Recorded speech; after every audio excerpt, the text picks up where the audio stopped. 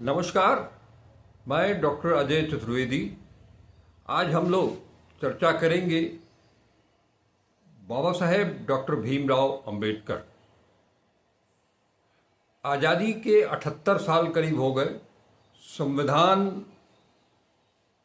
को स्वीकार किए हुए 75 साल हो गए और आज भी, बल्कि 75 साल 78 साल पहले से कहीं ज़्यादा आज अंबेडकर को लेकर के, पंडित नेहरू को लेकर के एक अनावश्यक विवाद खड़ा हुआ है पूरे देश भर में। आज हम इसी बात पर चर्चा करेंगे कि इसकी मूल वजह क्या हो सकती है, और इसके लिए हमने आमंत्रित किया है 23 के जाने माने कानूनविद, संविधानविद और बनारस हिंदू विश्वविद्यालय लॉ फैकल्टी के डीन रहे, शिक्षक संघ, विश्वविद्यालय के शिक्षक संघ के अध्यक्ष रहे प्रोफेसर MP सिंह साहब को। तो बिना किसी विलंब के हम लोग चर्चा को शुरू करते हैं और मुखातिब कराते हैं डॉक्टर सिंह साहब को। सर, आपका बहुत बहुत स्वागत है। वर्तमान जो परिदृश्य है उसी सिलसिले में डॉक्टर बाबा साहेब डॉक्टर भीमराव अंबेडकर को लेकर के आपसे कुछ चर्चा करनी थी, और इसकी शुरुआत हम करते हैं कि पुराने दिनों से ही कि बाबा साहेब अंबेडकर व हिंदूवादी शक्तियों में किन प्रमुख बातों को लेकर के उस समय भी मतभेद रहे।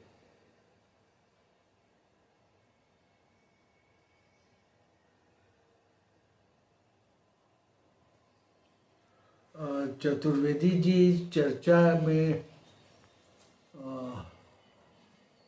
के लिए मैं आपका अत्यंत धन्यवाद करता हूं, और जो हमारे श्रोता और दर्शक हैं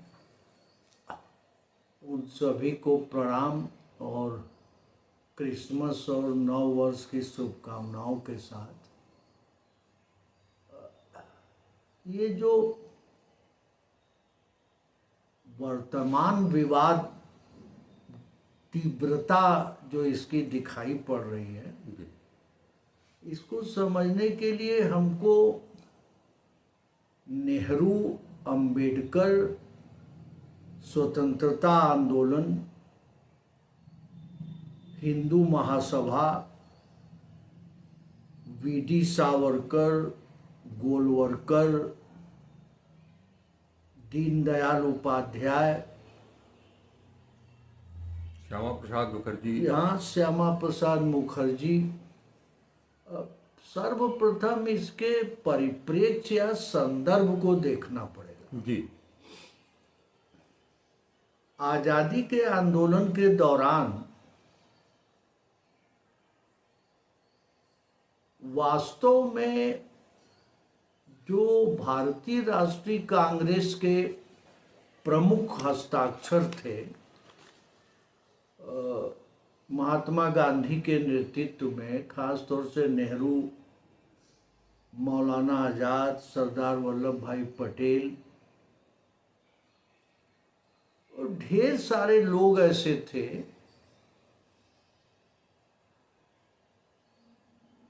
जिनकी परिकल्पना में एक आधुनिक धर्मनिरपेक्ष और वैज्ञानिक तेवर के साथ आगे बढ़ने वाले समाज की परिकल्पना थी। जी। आपको पता है कि 1925 में ही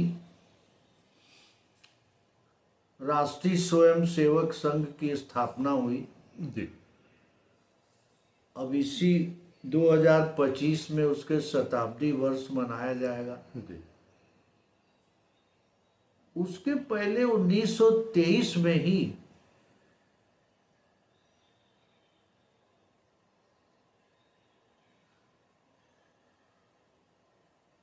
BD सावरकर की किताब आ गई थी, Hindu and the Hindu nation defined, और जिसमें उन्होंने बिल्कुल साफ तौर पर कहा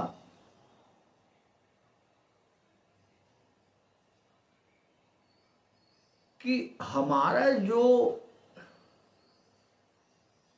जीवन को चलाने वाले कानून या विधि की पुस्तक है या संविधान है, वो मनुस्मृति है। जी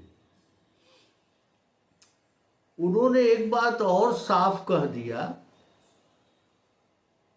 कि इस देश में हिंदू और मुसलमान एक साथ रह नहीं सकते, क्योंकि ये दो भिन्न राष्ट्रीयताएं हैं। वास्तव में जिसको अंग्रेजी में टू नेशन डॉगमा या द्विराष्ट्र का सिद्धांत कहते हाँ। हैं, उसके जनक जिन्ना नहीं बल्कि वीडी सावरकर थे। और ये स्वाभाविक है कि जिन्ना को ये लगने लगा कि अगर आजादी मिल भी जाती है तब भी यहाँ के जो हिंदू राष्ट्र की परिकल्पना है उसमें शायद मुसलमानों को बहैसियत एक नागरिक जी आराम से रहने की स्थिति नहीं बन सकती। एक तो ये कॉन्टेक्स्ट को समझिए, और मैं इस संक्षिप्त चर्चा में इसके बहुत विस्तार में नहीं जाना चाहता। जी जी और स्वतंत्रता आंदोलन के दौरान ही, जी यहाँ तक कि जब गोलमेज कॉन्फ्रेंस में बाबा साहब अम्बेडकर गए और उन्होंने जो शेड्यूल कास्ट फेडरेशन की स्थापना किया था, जी बाबा साहब कोलंबिया यूनिवर्सिटी में उन्होंने पीएचडी किया था और उनकी यह सुविचारित और मजबूत अवधारणा थी जी कि राजनैतिक स्वतंत्रता का कोई अर्थ नहीं है जब तक कि सामाजिक और आर्थिक स्वतंत्रता न मिले। जी और सामाजिक और आर्थिक स्वतंत्रता अगर नहीं मिलती है तो जो बंधुत्व की परिकल्पना है, फ्रेटर्निटी, जी जो आज के भारतीय संविधान के प्रीएम्बुल में है, हाँ उसको कोई ठोस रूप प्रदान किया ही नहीं जा सकता। और सामाजिक न्याय के रास्ते में सबसे बड़ा रोड़ा था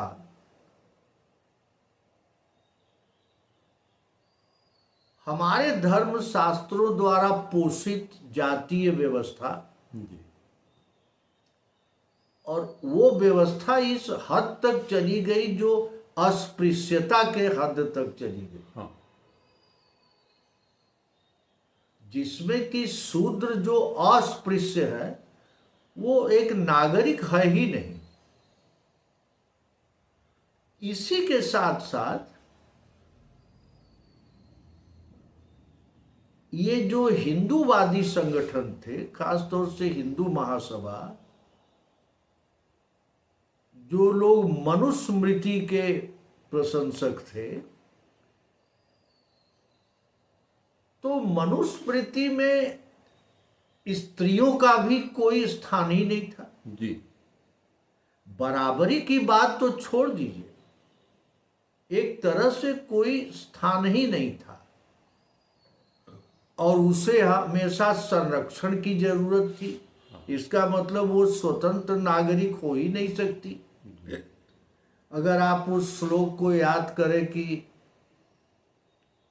पिता रक्षति कौमारे भर्ता रक्षति यौवने, उसका अंग्रेजी ट्रांसलेशन की जो लास्ट लाइन है कि let women not be independent, मैं इसको थोड़ा शॉर्ट कर रहा हूं। स्थिति यहां तक आ गई थी कि B.R. अम्बेडकर सेपरेट इलेक्टोरेट की मांग कर रहे थे कि शेड्यूल कास्ट को या डिप्रेस्ड क्लासेस को एक अलग से चुनाव की व्यवस्था की जाए। गांधी जी उसके समर्थक नहीं थे। गांधी जी की ये विचार थी कि डिप्रेस्ड क्लासेज या शेड्यूल कास्ट भी इसी हिंदू समाज के अंतर्गत रहें, लेकिन छुआछूत को मिटा दिया जाए,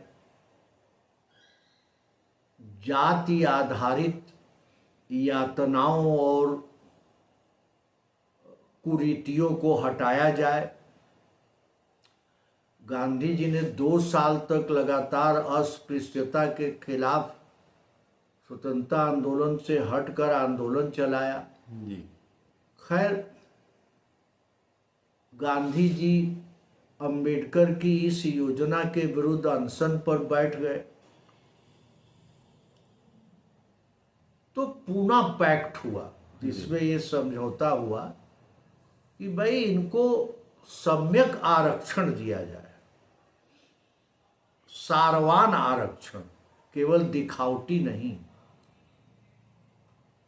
वहां से ये आरक्षण की व्यवस्था का प्रारंभ होता है एक परिकल्पना के रूप में, जिसका भारतीय संविधान में समावेश किया गया।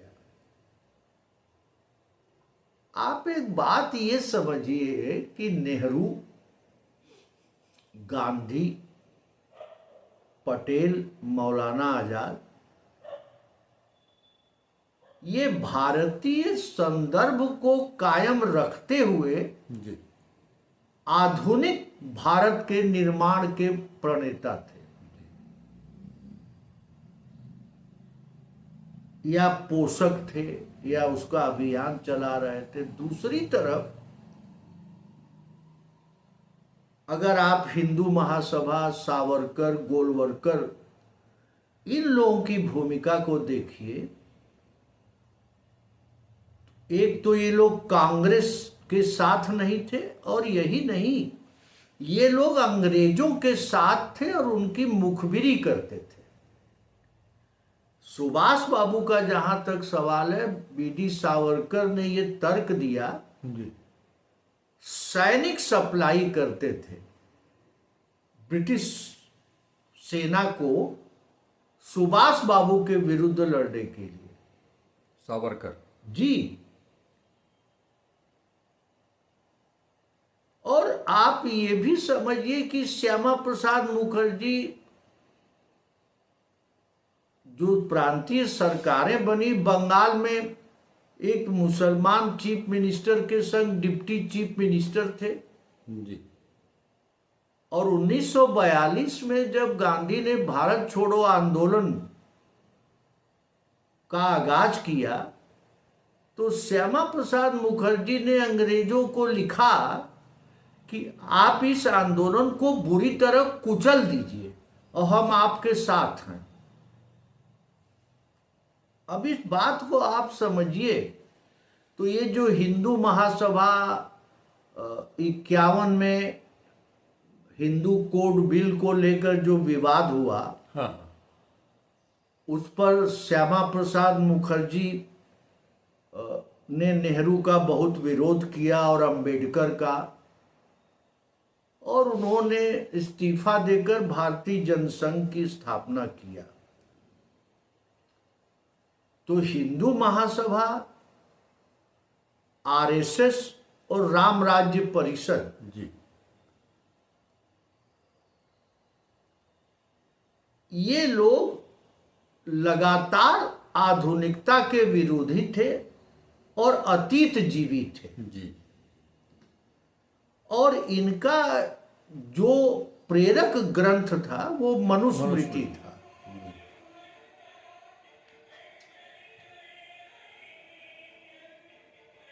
अंबेडकर एक निहायत आधुनिकतावादी सोच के, सामाजिक बराबरी के स्त्रियों के अधिकारों के भी समर्थक थे वो। जी लेकिन एक बात आपको याद रखना चाहिए कि B.R. अम्बेडकर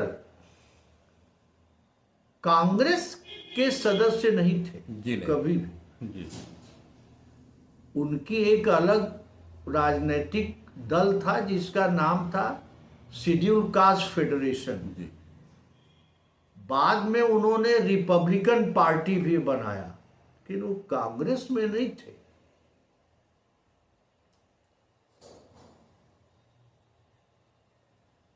और लगातार हिंदूवादी शक्तियां अंबेडकर की विरोधी थी।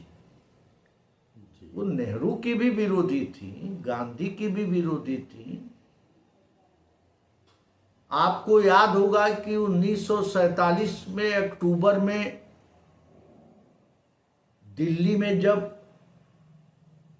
भयानक मार काट चल रही थी और गांधी जी आके दिल्ली बैठ गए, मुसलमानों के विरुद्ध हिंसा हो रही थी खुल्लम खुल्ला, जो शरणार्थी आए थे उनके द्वारा और आरएसएस के द्वारा। तो गोलवलकर ने एक भाषण दिया कि गांधी पंजाब चला जाए तो सांप्रदायिक हिंसा को बढ़ाया जाए दिल्ली में, और अगर गांधी नहीं जाता है तो हम लोग उसको साइलेंट कर देंगे।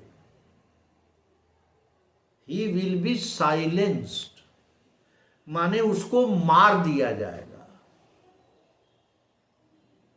गोलवलकर ने कहा। जी, माने इतना विस्तृत भाषा में नहीं कहा, हाँ। लेकिन कहा कि ही विल बी साइलेंस्ड,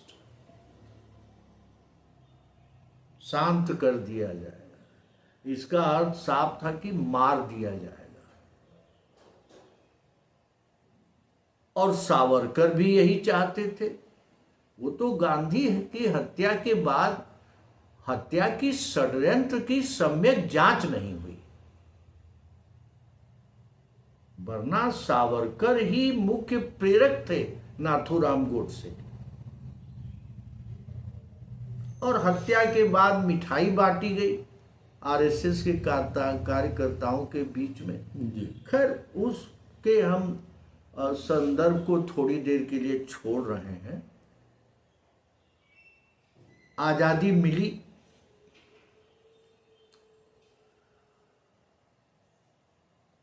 सवाल ये आया कि कॉन्स्टिट्यूशन का निर्माण होना है।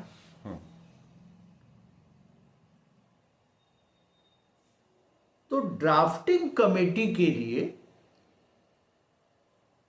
3-4 नाम थे। उसमें कुछ आधुनिक विधि शास्त्र और संविधान वेत्ता विदेश के भी 2 लोगों का नाम था। और उन नामों को लेकर पंडित नेहरू गांधी जी के पास गए। गांधी जी ने नेहरू जी को डांटा कि जब तुम्हारे पास अंबेडकर ऐसा विद्वान है तो तुम बाहर क्यों तलाश कर रहे हो विद्वानों की।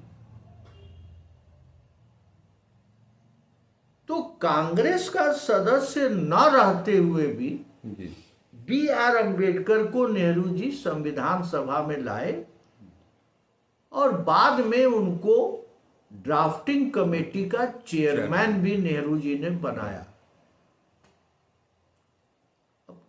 1951 में जब ये संविधान वगैरह बन गया, आप जानते होंगे कि 26 जनवरी 1949 को B.R. अम्बेडकर ने चेयरमैन के कैपेसिटी में इसको समर्पित कर दिया कॉन्स्टिट्यूएंट असेंबली को।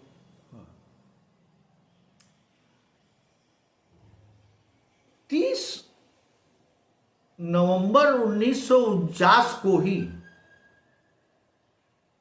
आरएसएस का जो एक मुख्य पत्र है ऑर्गेनाइजर, उसमें एक लेख छपा कि भारतीय संविधान में कुछ भी भारतीय नहीं है। हाँ, यह पश्चिमी अवधारणाओं का एक कलंकित करने वाला संग्रह है जिसका भारतीयता से कोई मेल नहीं है। इसलिए उनका कहना था, गोलवलकर का, कि हम इस संविधान को नहीं मानते, तिरंगा को भी नहीं मानते। जी,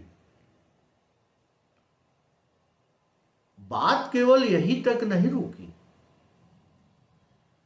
आज जो वोट की लालच में ये लोग अंबेडकर प्रेमी हो गए हैं, भाजपा के लोग, जी, खास तौर से अमित शाह और मोदी जी,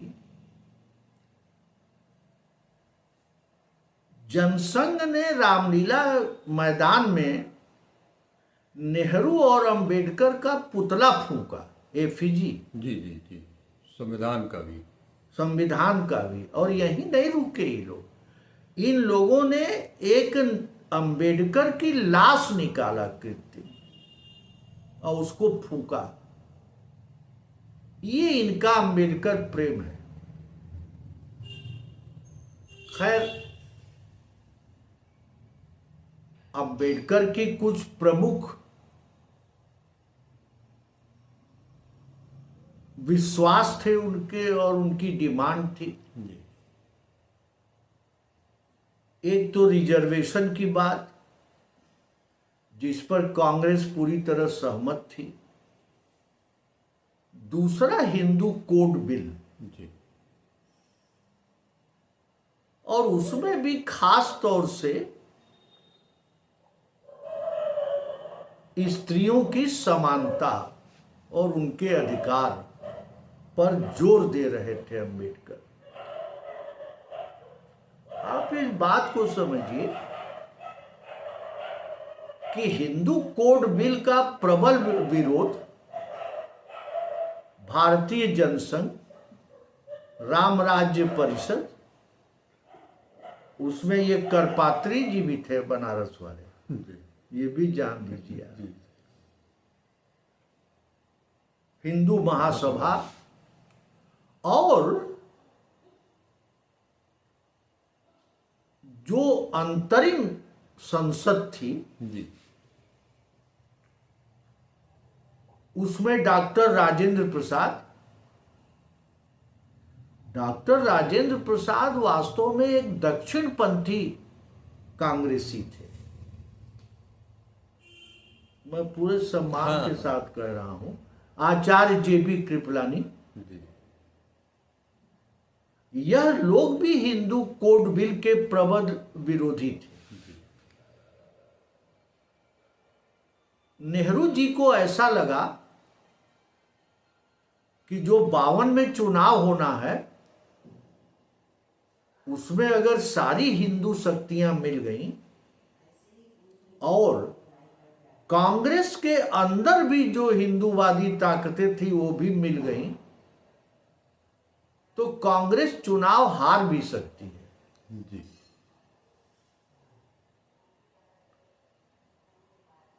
और अगर कांग्रेस चुनाव हार जाती तो स्वतंत्रता आंदोलन के जो लक्ष्य थे आजादी के बाद हासिल करना था, जी, जी, एक आधुनिक समतावादी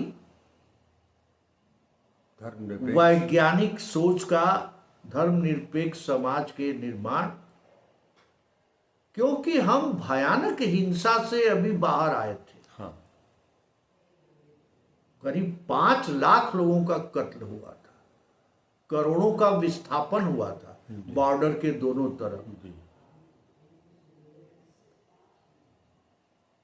तो नेहरू के सामने मोदी की तरह जुमलेबाजी करके सत्ता प्राप्त करना नहीं था। आप एक बात को समझिए, बिल्कुल, नेहरू के सामने एक आधुनिक भारत का निर्माण करना था। हाँ, क्योंकि अंग्रेजों ने हमको आर्थिक रूप से भी एकदम बर्बाद कर दिया था जी, देश छोड़ने के पहले। तो नेहरू को आज हम 2024 के अंतिम सप्ताह में हम भाजपा के चश्मे से नहीं उनका नहीं देख सकते। मूल्यांकन जी। कर सकते, ना अम्बेडकर का। नेहरू जी ने अम्बेडकर जी को समझाया कि देखिए, हम भी हिंदू कोड बिल के समर्थक हैं, लेकिन यह तभी संभव हो पाएगा जब हम चुनाव में जीते, हाँ, और हम जो आपका हिंदू कोड बिल है इसको धीरे धीरे लोगों को समझाकर हम किस्तों में लॉ बनाकर इसको पूरा पास करेंगे, लोगों को समझाते हुए। अंबेडकर थोड़ा जिद्दी भी थे, इतने जिद्दी थे कि 1935 में एक बॉम्बे में डिप्रेस्ड क्लास कॉन्फ्रेंस किया अंबेडकर ने,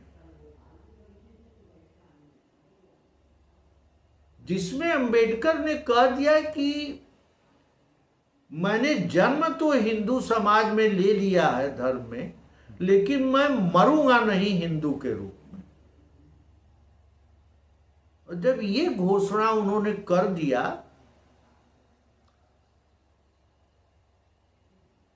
तो एक आरएसएस के बड़े नेता थे मुंजे, बीडी मुंजे, जी, इनको लगाया गया कि आप अंबेडकर से बातचीत करके कोई समझौता का रास्ता निकालिए,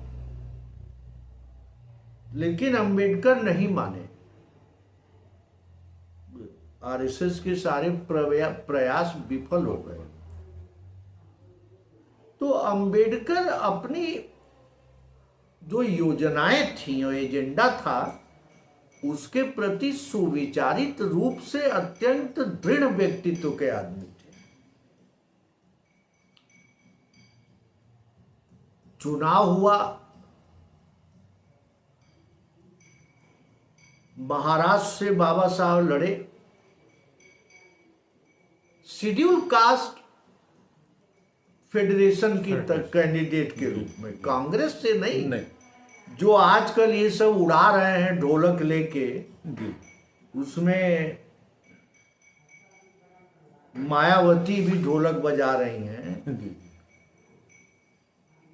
और भाजपा की पालकी पर सवार होके बहुत से तथाकथित अम्बेडकरवादी भी ढोलक बजा रहे हैं कांग्रेस के खिलाफ। उनको ये पता होना चाहिए कि कांग्रेस एक पार्टी के रूप में लड़ रही थी और उसके खिलाफ अंबेडकर शेड्यूल कास्ट फेडरेशन की तरफ से लड़ रहे थे। और एक चीज मैं आपको और बता दूं कि कैनवेसिंग में, कांग्रेस की कैनवेसिंग करने के लिए सरदार वल्लभ भाई पटेल और नेहरू भी कैनवेसिंग में गए थे, वल्लभ भाई पटेल भी अपने प्रत्याशी के लिए। जी, कांग्रेस के प्रत्याशी के लिए वो बहुत मानिंद और बड़े आदमी थे।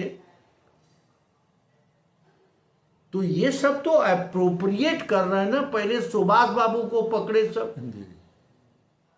फिर काम निकल गया तो उनको छोड़ दिया, अब आजकल सब पटेल को पकड़े हैं। पटेल ने तो गांधी की हत्या के बाद आरएसएस पर बैन लगा दिया था जी, और पटेल ने गोलवरकर को लिखा कि आप लोगों ने जो सांप्रदायिक और हिंसक वातावरण तैयार किया है उसके कारण हमने बापू को खो दिया। इसके बाद इन्होंने घोषणा किया कि हम राजनीति में हिस्सा नहीं लेंगे और हम एक अपना संविधान बनाएंगे। चाह रहा हूं, अंबेडकर का ये कहना था कि हिंदू राष्ट्र भारतवर्ष के लिए और अनुसूचित जाति जनजाति के लिए एक विपत्ति होगी, विपत्ति, ये कहना था उनका। और ये लोग हिंदू राष्ट्र बनाने की प्रक्रिया में चल रहे हैं।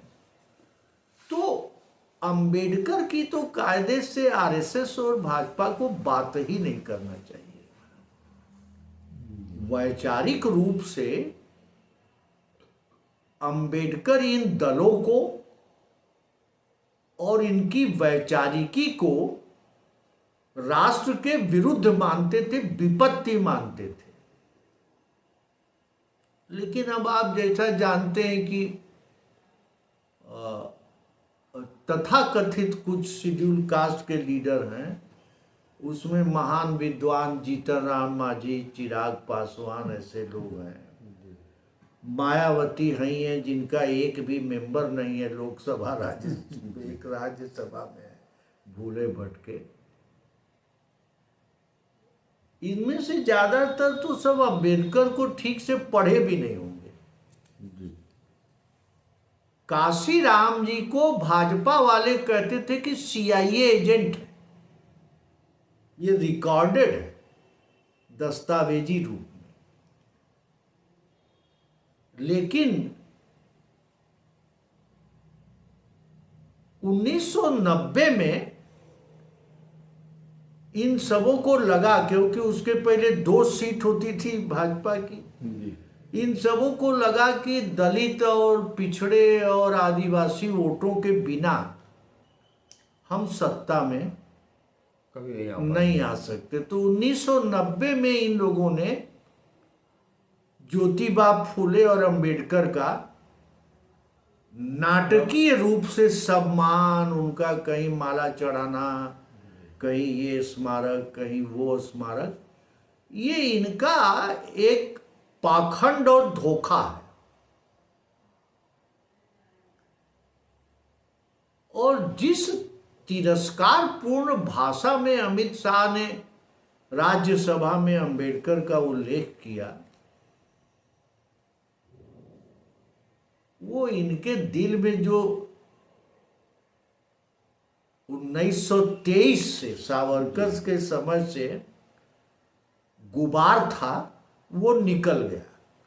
वो तो वोट की लालच में सब उस पर मलहम पट्टी लगा के ढके हुए थे, वो उनका गुब्बारा उस दिन राज्यसभा में फूट गया।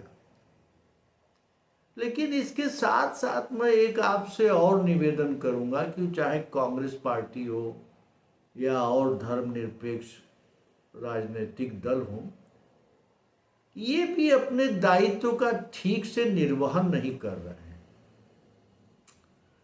कायदे से तो रामराज परिषद, RSS और बीजेपी ने अंबेडकर के साथ जो जो किया है, उसकी एक छोटी सी पुस्तिका छापकर इनको गली गली, गांव गांव में बांटना चाहिए।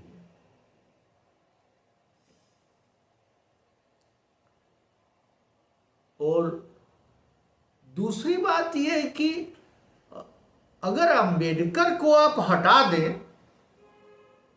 तो अंबेडकर माने संविधान, संविधान माने अंबेडकर। सर, यहाँ एक चीज पूछना चाहूँगा, जैसे कि आपने बताया कि गांधी जी की सलाह पर जो उन्होंने पंडित नेहरू को सलाह दी कि एक विशेषज्ञ आदमी आपके पास, अपना हिंदुस्तान का आदमी अंबेडकर है, तो उनको ड्राफ्टिंग कमेटी में उनको लाया जाए। उसके बाद जो अंतरिम सरकार बनी पंडित नेहरू के नेतृत्व में 47 के बाद, 47 से 50 के बीच में, जब तक 52 में जब पहला चुनाव हुआ, उसके पहले तक अंबेडकर भी उस अंतरिम सरकार का हिस्सा थे। तो उन्होंने इस्तीफा क्यों दिया, या उनको निकाला, या ऐसा कुछ है? निकाला नहीं गया, ये तो भाजपा झूठ फैला रही है जी। असल में मुख्य झगड़ा फंसा हिंदू कोड बिल को लेकर। हाँ, अंबेडकर साहब का कहना था कि आप इसकी पूरी जो हिंदू कोड बिल की ड्राफ्टिंग में अंबेडकर ने अलग से बहुत अथक मेहनत किया। जी। तो अंबेडकर का ये कहना था कि आप हिंदू कोड बिल को हूबहू जो मैंने तैयार किया वैसा ही पारित करिए। नेहरू राजनीतिक स्थिति को समझ रहे थे, कि एक तरफ प्रतिक्रियावादी हिंदुत्ववादी शक्तियों का विरोध है बाहर, और दूसरी तरफ कांग्रेस के अंदर भी विरोध है हाँ अंबेडकर का और उनके प्रस्ताव का। तो नेहरू ने कहा कि इसको अभी हम नहीं कर सकते, नहीं तो 52 का चुनाव हमारा हम हार सकते हैं।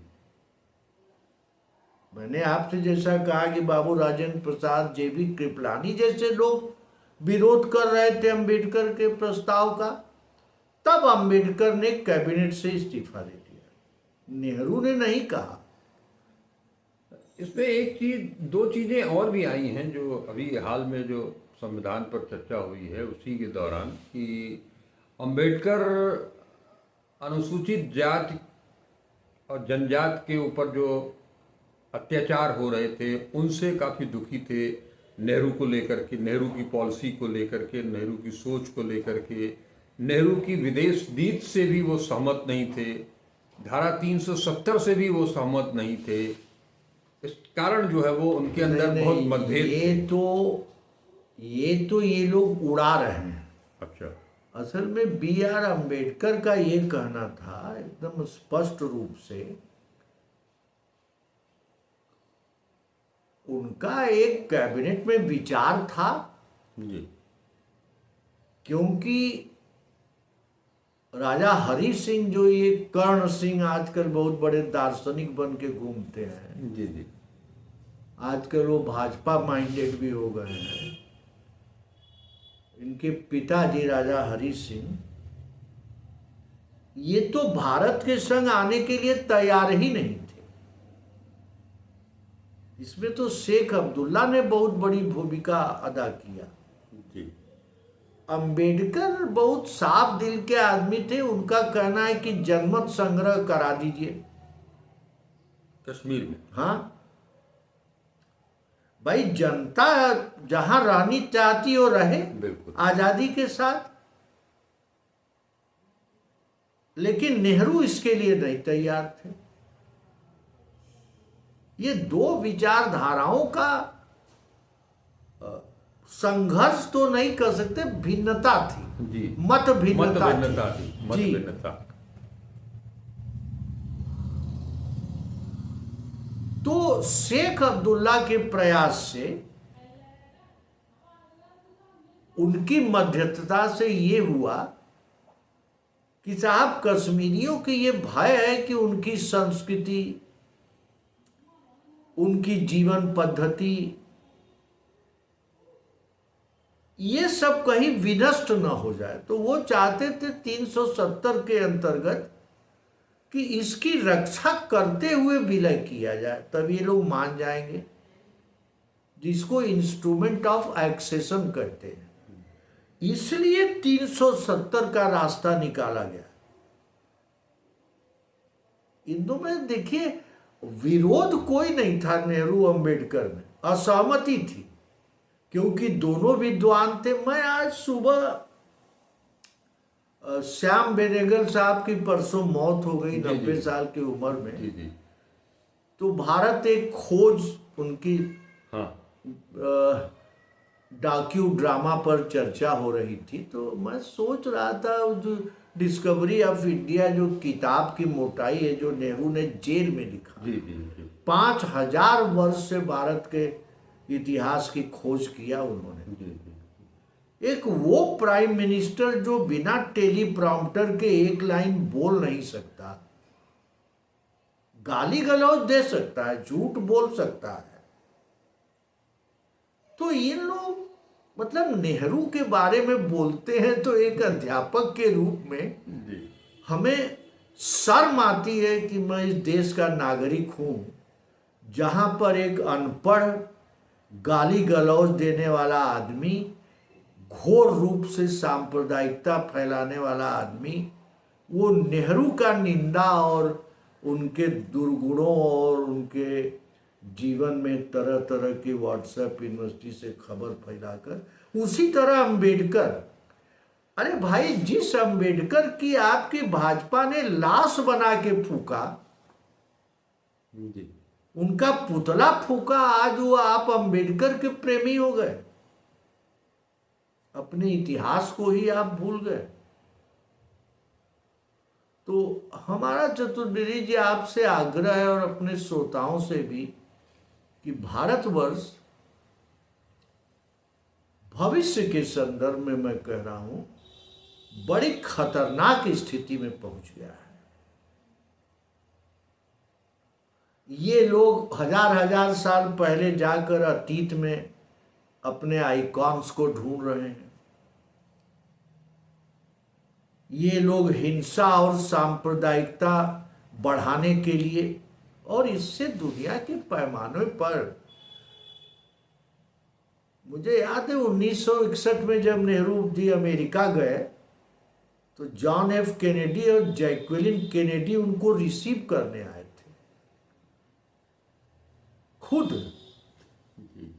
अमेरिका इतना बड़ा देश, और जबकि अभी मोदी जी जयशंकर को भेजे हैं कि ट्रंप के 20 को चार्ज लेने में हमको न्योता मिल जाए, आमंत्रण, इसी में परेशान है। तो देखिए, जब देश की राजनीति अत्यंत छोटे लोगों के हाथ में चली जाती है, सांप्रदायिक लोगों के हाथ में चली जाती है, झूठ बोलने वालों के हाथ में चली जाती है, आधुनिकता को छोड़कर अतीत में खींच कर ले जाने वालों के हाथ में चली जाती है, तो भारतवर्ष में भी इमेज, इनके प्रोपेगेंडा को छोड़ दीजिए कि हम विश्व गुरु हैं, 5 ट्रिलियन हो रहे हैं, 3 ट्रिलियन हो रहे हैं। आपको मालूम है पर कैपिटा इनकम में भारत की स्थिति 146वें पर है। जी जी जी। अमेरिका की पर कैपिटा इनकम $86,000 है जी। एनुअल, और हमारी है 2,600 रुपया। उसके बावजूद कहा यह जाता है कि संसद में ही ये कहा गया कि आज़ादी के बाद ब्रिटेन के जो तत्कालीन प्रमुख विपक्षी नेता थे चर्चिल, उन्होंने कहा था कि ये इंडिया बिखर जाएगा, लोकतंत्र को भी नहीं समझ पाएगा। तो ये कमाल तो नेहरू, वल्लभ भाई पटेल, मौलाना आजाद, अंबेडकर, इन लोगों का था कि नहीं बिखरा। अगर आजादी के तुरंत बाद ये मनुस्मृतिवादियों के हाथ में देश चला जाता तो विंस्टन चर्चिल सही कहा। मैं इस बात से सहमत हूँ। जी जी, बहुत बहुत धन्यवाद सर आपका।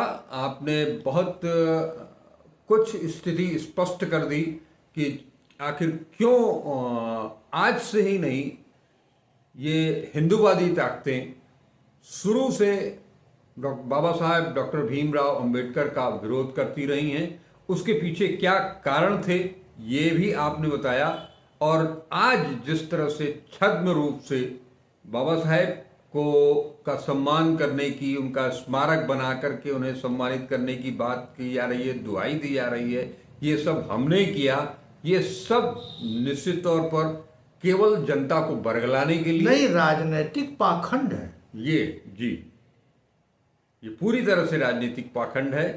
आप सभी दर्शकों ने डॉक्टर साहब को आज सुना, और वहाँ मुझे ये ऐसा प्रतीत होता है कि जो कुछ भी थोड़ी बहुत अगर मन में कोई शंका रही होगी तो वो शंकाएं भी आज निर्मूल हो गई हैं पूरी तरह से। आपका बहुत बहुत धन्यवाद सर, आप आए और आपने हमारे दर्शकों को बहुत सारी जानकारियां दी। हम आप सब से विदा लेते हैं, हम फिर मिलेंगे, मिलते रहेंगे। नमस्कार, डॉक्टर अजय चतुर्वेदी।